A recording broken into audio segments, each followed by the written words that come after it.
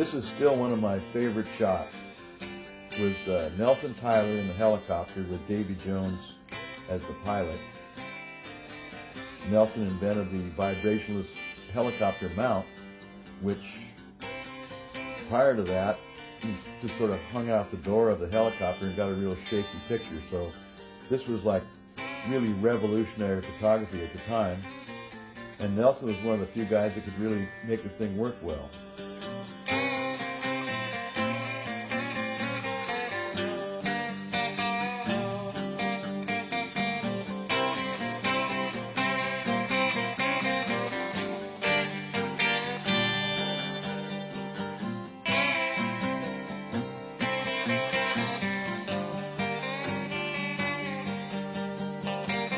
They could pre-run to the smoke bomb, so they had their own lines and whatnot. But once the smoke bomb, they'd never seen the course before. This is Buck Smith, who has since unfortunately passed away. Ride a big fire breathing Triumph. Of course, funneled into a narrow canyon, and Buck Smith was the first guy through there.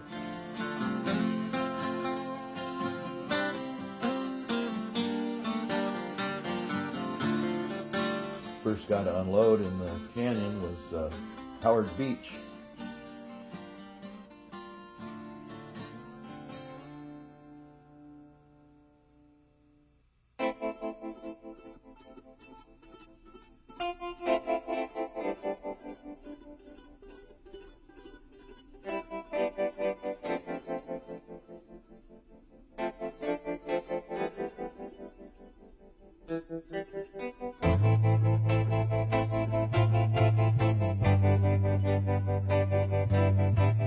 We shot this in 16 millimeter. At the time, the video cameras were gigantic things that were really only good for the studio. And also with 16 millimeter, we could shoot in slow motion, which you couldn't really do in video.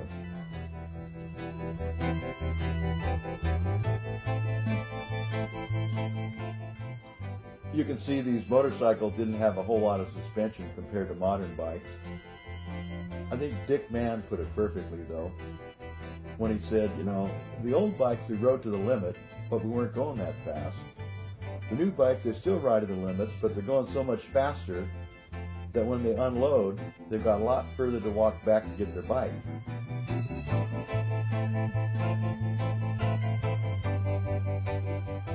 Buck Smith was still leading.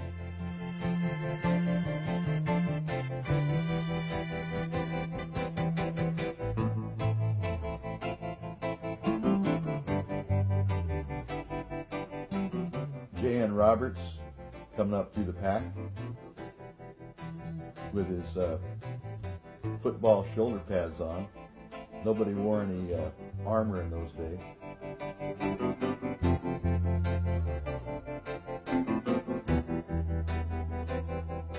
Bill Fryan on a 250 Greaves.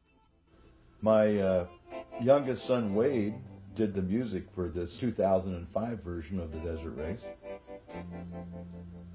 And my grandson Wes resurrected these old things and did a re-edit on them. So it's kind of all in the family.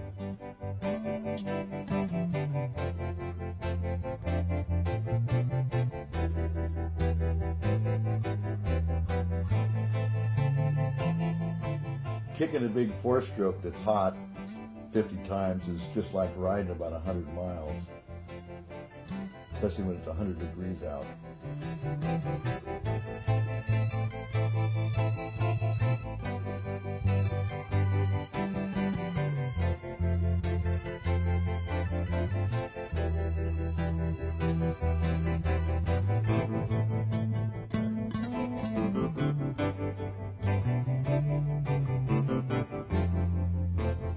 Once in a while, riding one of the desert races, you get so separated from the pack that you think you're lost, and by then the lime's all worn away, and you know, a lot of people ended up getting way lost. And even if you aren't lost, as long as you think you're lost, and get sort of a semi-anxiety attack.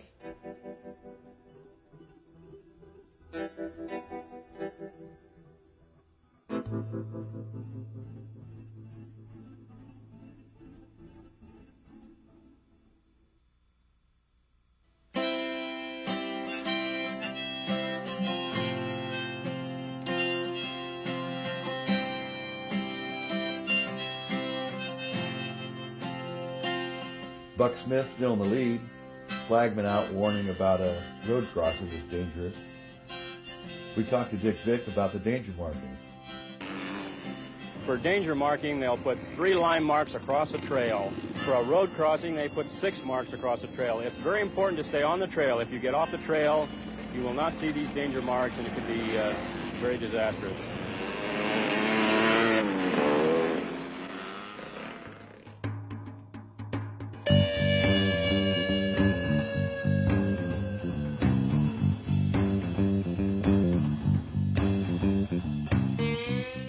The neat thing about desert racers, they always seem to be in a pretty good mood when they unload. A BSA 441 Victor, I had one of those things, had to be one of the worst motorcycles ever made, at least for the desert.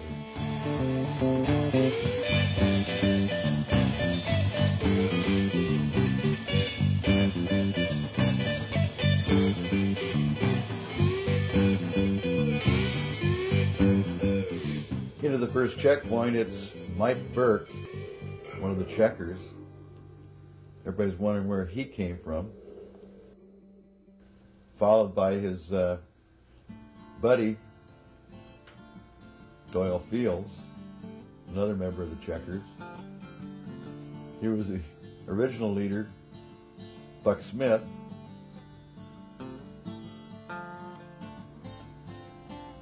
Followed by Gary Preston.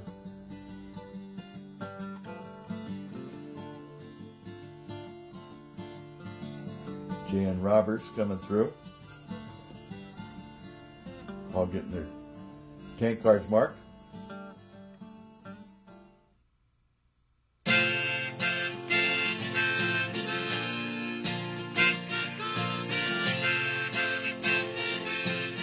Mike Burke has also passed away, along with his buddy Doyle Fields. Across a dry lake, probably 100 miles an hour.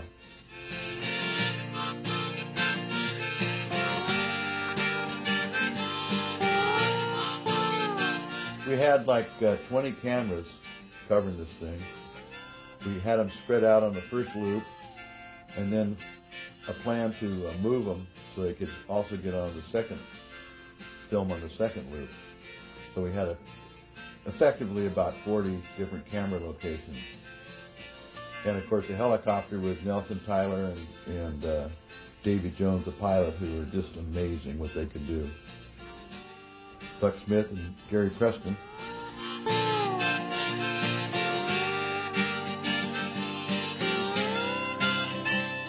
And there goes J.N. Roberts on his Husqvarna, which was kind of a new motorcycle at the time for the United States.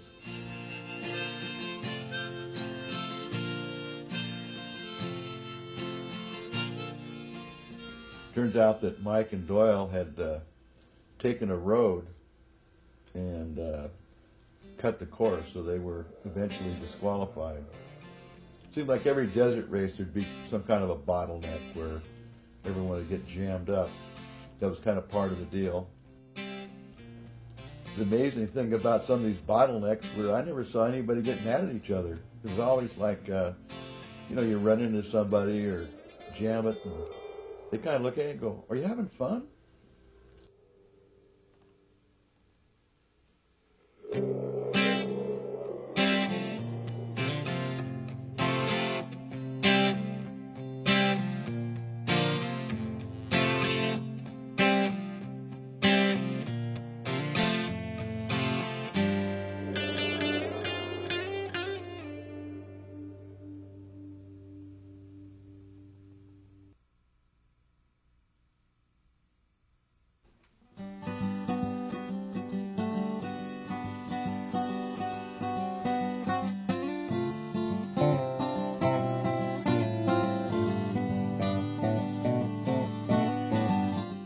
J.N. Roberts wore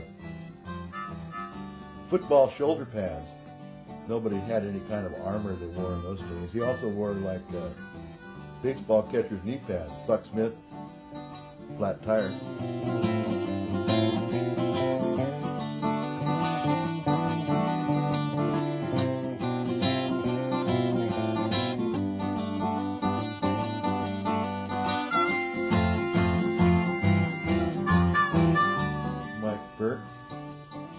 picking up the line and making the corner.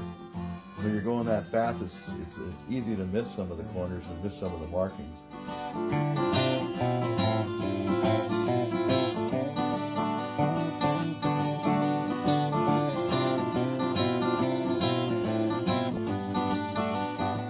Jan misses the corner and catches out of the corner of his eye and gets back on the course without losing much time.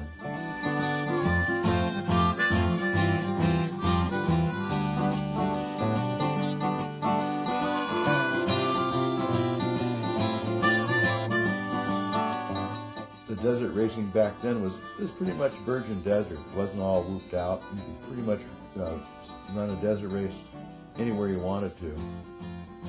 So that was part of the challenge for the different clubs, was to, you know, find a new area and lay out a new course.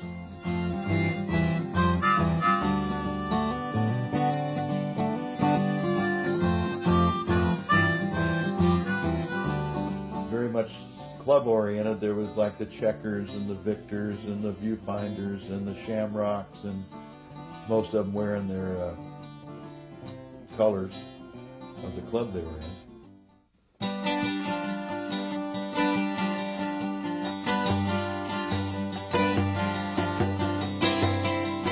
This is some of the really great helicopter photography that was pretty darn new at the time. As I said before, you know, just hanging out the door of the helicopter with a handheld camera, it was shaking all over the place.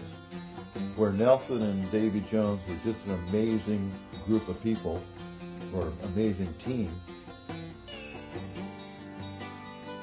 They got so close to Jan one time, I think, that he actually hit his shoulder on the skid. Mike Burke with a flat, kind of poetic justice.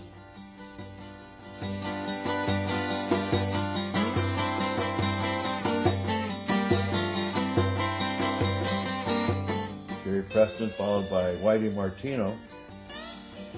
Malcolm Smith, Whitey, and I went to the 6-day trials when we were doing it on a Sunday.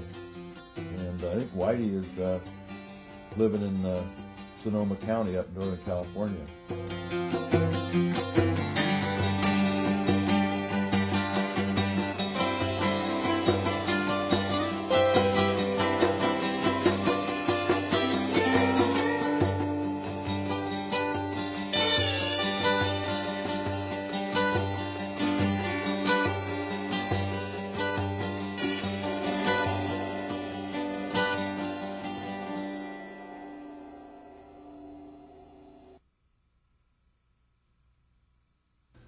Most of the clubs had their banners up for the pitting, so the riders, you know, knew where to pull in. Brennan talked to Hobie Alter of Hobie Surfboards, Hobie Cats, etc., one of my old surf buddies, and the guy who actually talked me into covering this race. On the surface they are, but it's still an individual sport. It's a balanced, fun, thrill sport, especially this riding in the open desert. It's an individual sport, and it's a good group of people, too.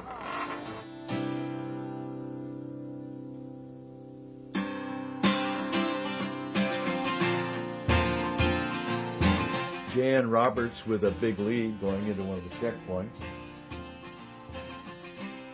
followed by Gary Preston.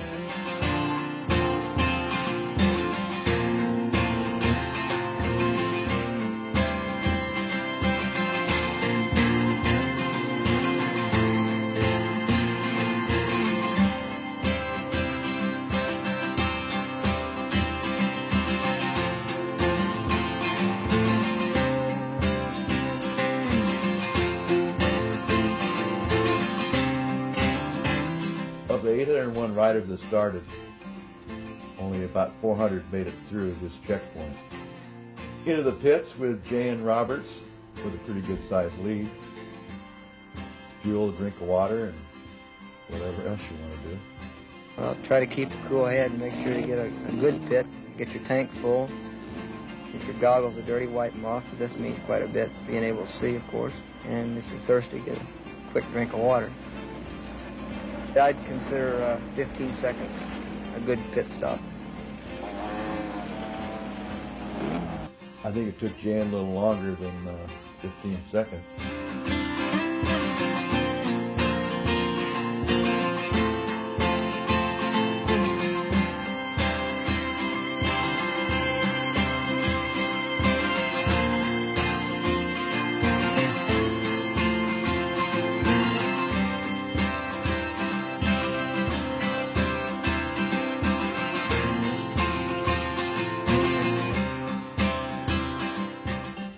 getting his tank marked before he goes out to the second loop.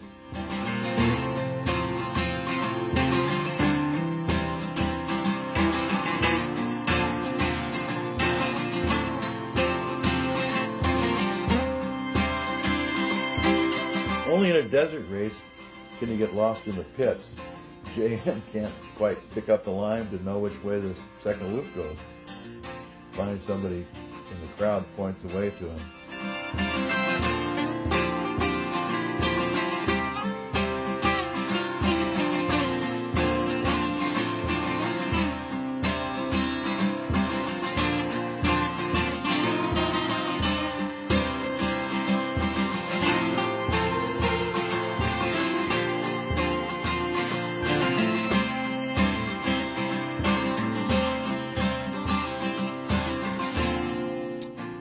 Gary Preston in the pits, running in second.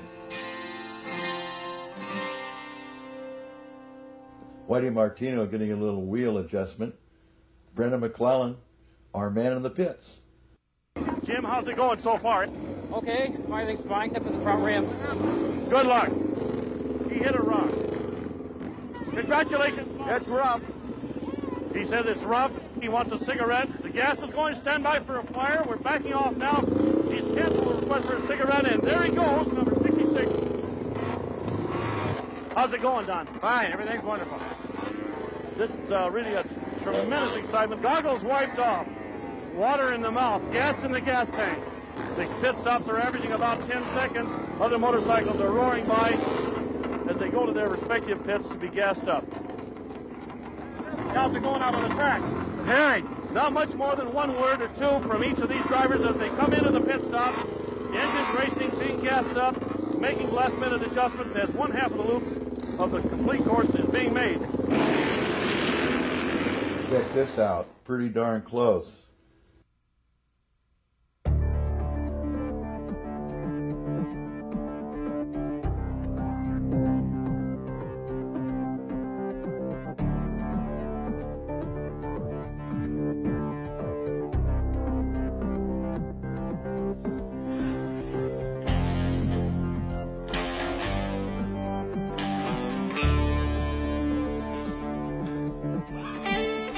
Running in second place was Gary Preston, followed by Bill Bryant on a 250 Greaves. Gary's on a big fire-breathing 650 Triumph.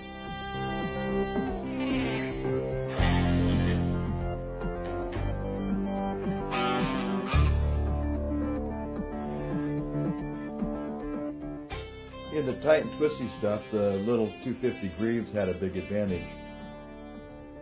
But in the sand wash, the big Triumphs had the advantage. In fourth place was Larry Berquist on a BSA. Unfortunately, Larry also passed away.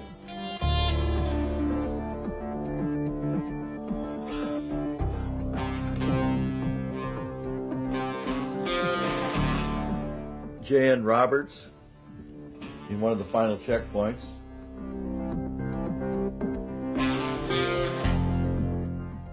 Followed by Gary Preston, who obviously passed Bryant in the wash with more power.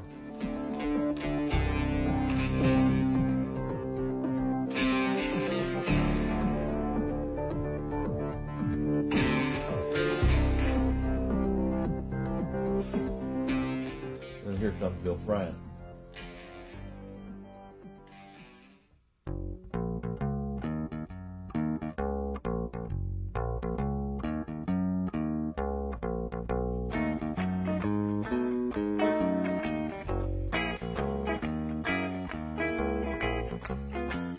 Larry Berquist comes through the checkpoint in fourth. By this point, there were only 250 riders left out of the 801 that started.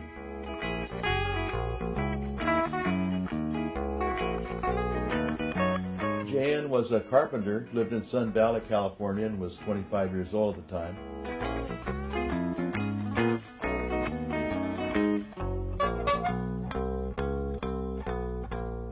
We talked to Jan about his training routine. To keep in shape for riding, I do a lot of riding.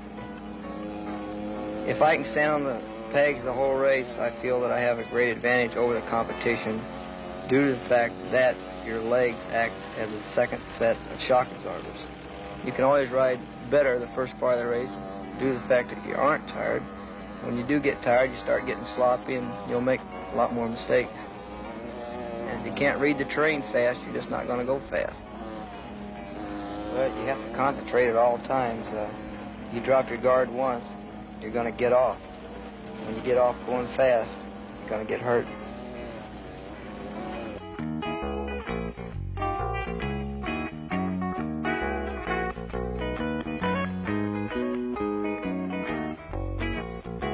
We did this stop motion thing with JN, figuring we were really pretty brilliant to do it.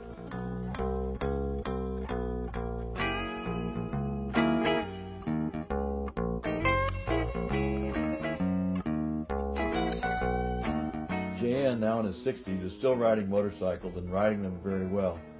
The recent Baja 1000, he co-rode with his son, and they finished pretty well. The Husqvarna was a relatively new motorcycle in the U.S.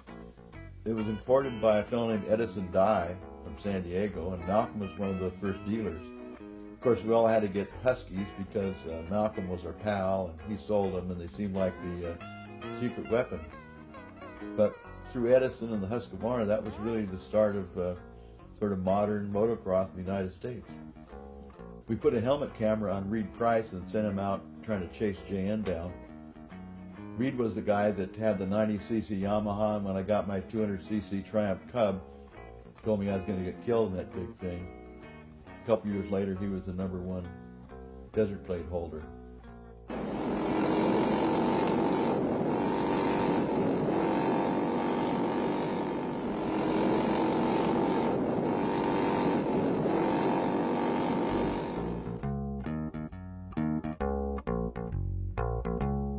Gary Conrad talking about riding in the sand.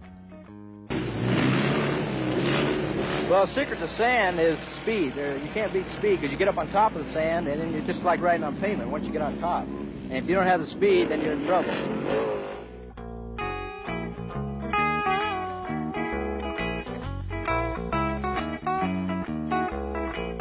When you get toward the end and you get a bottleneck or a deep sand wash, you're getting pretty darn tired. Makes it even harder to get out of the place. Almost every desert race had some killer uphill and killer downhill to sort of spice it up. Some of the downhills you'd look over the edge and go, wow, I don't know if I really want to go down there. Here again, Gary Conrad. Well, just keep the bike upright and get through it. You might be going slower than the other guys, but if you can get up through it and stay upright without losing your balance, and you'll come out a lot better.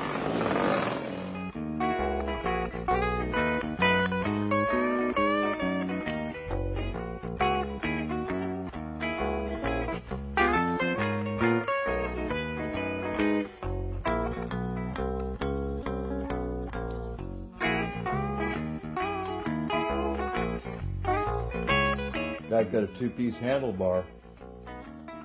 I had a real special relationship with Wide World of Sports. I would shoot the film independently, and they had the right to broadcast it once, and then I would retain all the other rights to the film. So it worked out perfect for me because I could sort of do it independently the way I wanted, and they could broadcast it, and then I could keep all the other rights to the film.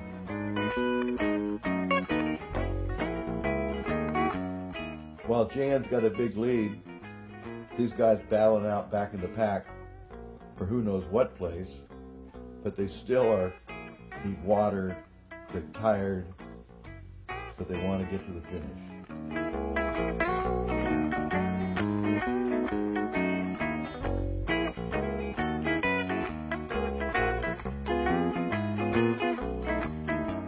And Jan Roberts at the finish. There's hardly any spectators in desert racing. Almost everybody there is just another rider or pit crew or your friend. Jan across the line, and Brennan McClellan was right there. Beautiful, Robbie, beautiful. Breathe. Tell me how that. Wait a minute. I gotta do it.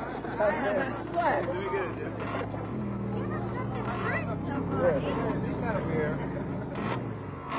Hey, I got no shock here, man. Gary Preston in second place.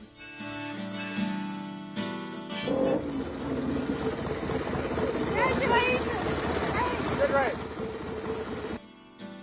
And Larry Berquist in third place on his BSA.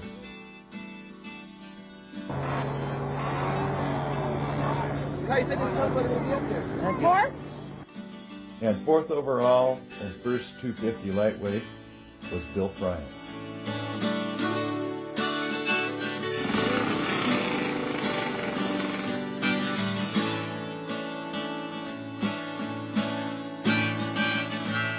Brennan McClellan with JN.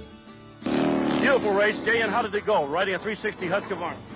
Oh, it was pretty rough the whole course. I mean, you know, What gave you the most particular trouble? all the real soft sand and the tight washes back there.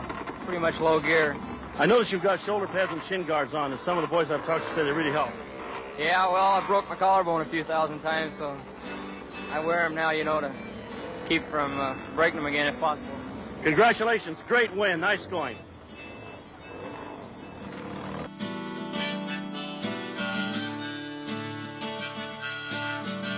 The neat thing about a desert race, when you finish, even though you're bruised and got blisters and tired and dehydrated, you really sort of had a sense of accomplishment that you made the thing.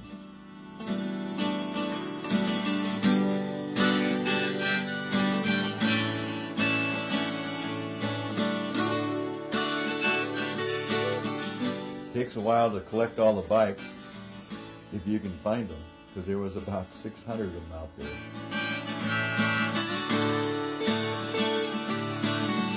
The next #1 desert plate holder, but he used to wear some elbow guards.